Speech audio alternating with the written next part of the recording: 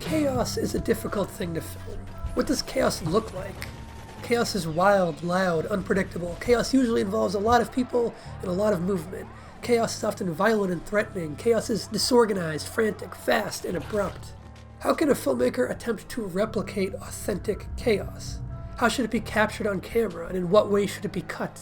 Different filmmakers answer these questions in different ways, some effective and some less so. In the hands of a bad filmmaker, chaos might end up as a result without ever having been the goal. Accidental chaos looks like this.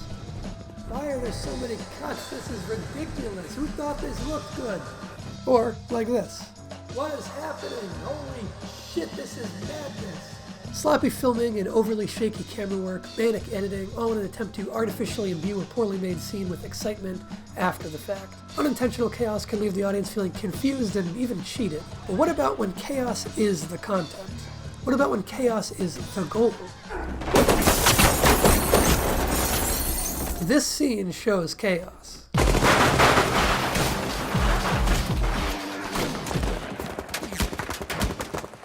This scene shows chaos.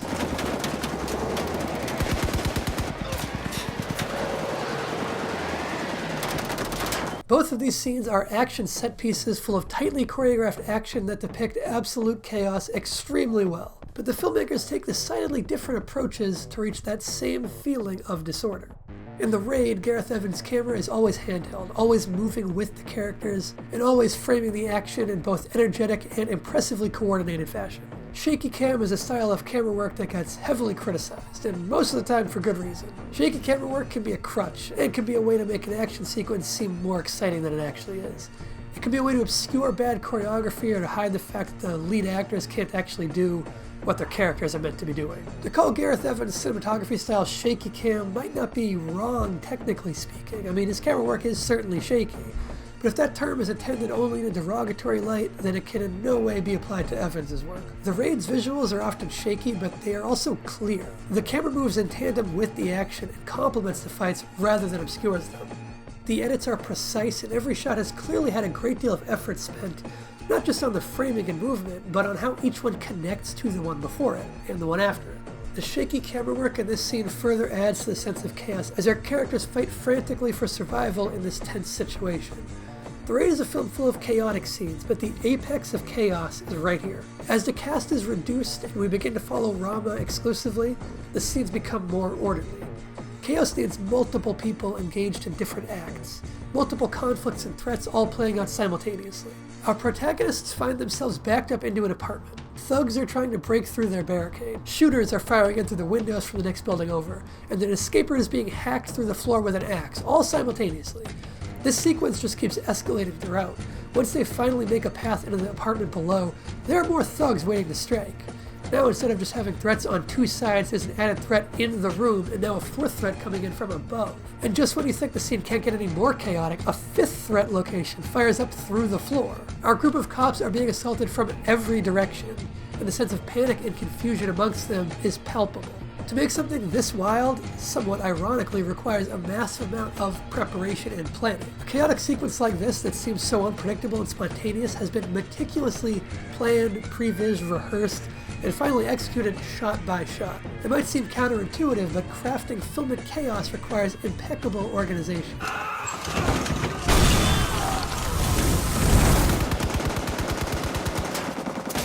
In Hold the Dark, Jeremy Saulnier captures that same sense of chaos in a gunfight, but went about it in an entirely different way. Instead of shaky camera work, Saulnier keeps the shots steady.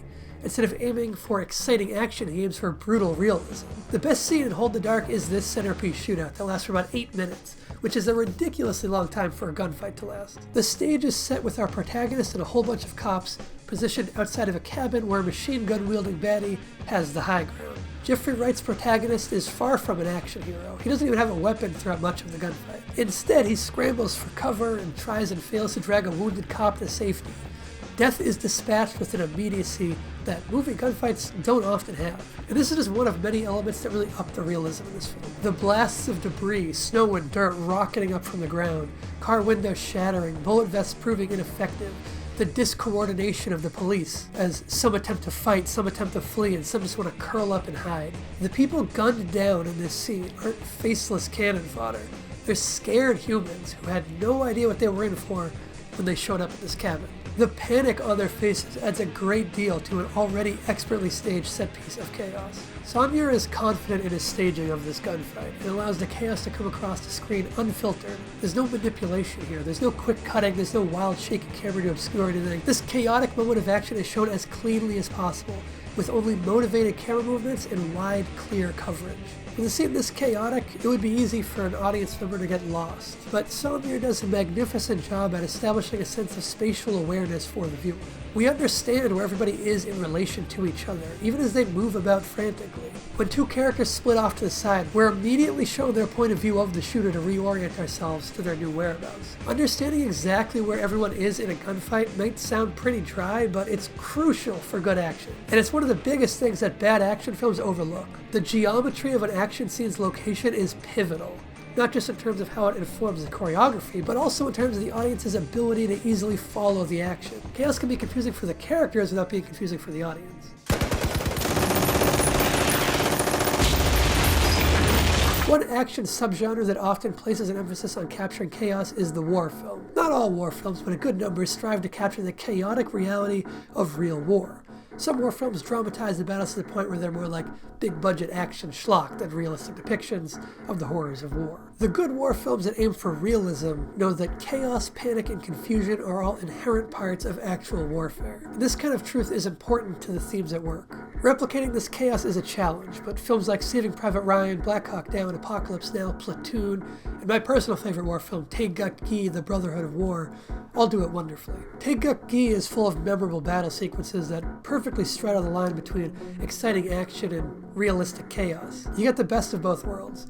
The very first taste of action on the battlefield sees panic and complete disorder as our soldiers accidentally discharge their weapons, are set ablaze, and commit friendly fire. The young age and inexperience of the majority of these soldiers is focused on to great effect. And the fact that enlistment was not voluntary really hammers the point home. From the first action scene that catches you off guard with its brutality, all the way to the climactic ending battle that sees one of our two brother protagonists behind enemy lines, searching for his lost brother amidst the chaos and confusion of an active war zone. Taegukgi's depiction of chaos is remarkably well orchestrated.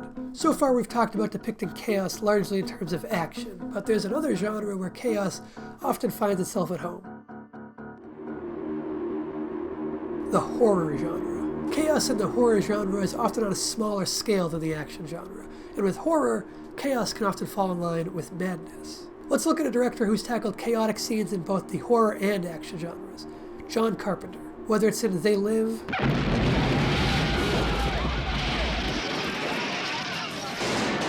Big Trouble in Little China,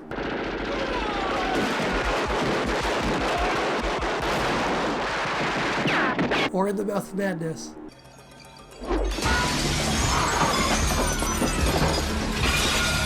John Carpenter knows how to throw chaos onto the screen. Let's focus in on this scene from In the Mouth of Madness. This roughly 20-second segment is as good a depiction of chaos as anything else we've covered, but the stakes are admittedly far lower than the previous examples. So why does this work, and how is it different? With this scene, John Carpenter isn't attempting chaos to generate confusion or disorientation. He's trying to recreate the genuine confusion that could arise if this were really happening. He isn't stirring up chaos to relate to the film's broader themes. What he's doing is heightening a moment that could be over in a flash and ramping up the tension. It's the same idea behind some of John Woo's slow-mo usage.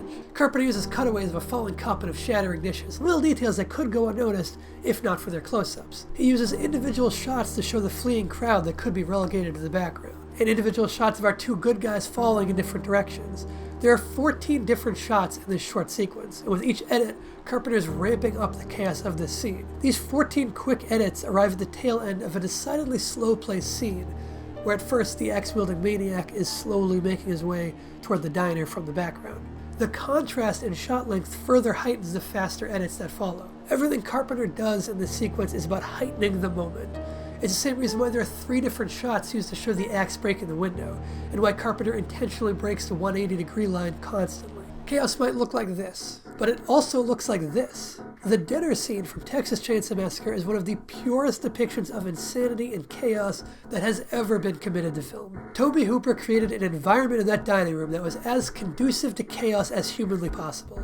The dinner scene was filmed entirely in one long stretch. The amount of time the cast and crew spent in that room varies from source to source, but they all put it at least 27 straight hours and as many as 31 hours without breaking. This marathon shoot day happened to coincide with the height of a particularly nasty Texas heat wave that saw temperatures surpassing 120 degrees within the room. The meat on the table, some of it raw, was all real and spoiled almost immediately upon beginning this lengthy shoot. It filled the room with a putrid stink. Further adding to the bad smell were the costumes, which due to the film's small budget, were unable to be washed or replaced, even after being coated in sweat and fake blood for 4 weeks. Tobe Hooper captured one of the most chaotic scenes of all time by capturing genuine chaos on camera. The long hours, heat, and smell in this room were so bad, the cast and crew members were completely delirious long before they wrapped. Some crew members even passed out. The frenzied state of mind brought a dangerously real sense to the imaginary violence of the scene. Gunnar Hansen, who plays Leatherface, mistook his character's desire to kill Sally for his own desire at one point. The rag stuffed into her mouth was the same one used to wipe up the spoiled meat on the table beforehand. This shot of the knife cutting her is completely real. Actor Edwin Neal said filming in this room was the single worst experience of his life, and that's including the time he spent in the actual Vietnam War. You cannot get more chaotic than this iconic scene. And that's where we're going to wrap up. Thanks for watching my exploration of chaos in cinema. Are there any scenes that you think capture a sense of chaos particularly well? Let me know in the comments. Make sure you subscribe for more content. That first link will bring you to my latest short film. It's an experimental horror called The Ocular Snap, made with no crew, no budget, just in time for Halloween. The other links will take you to other video essays. Stick around, and I'll see you in the next video.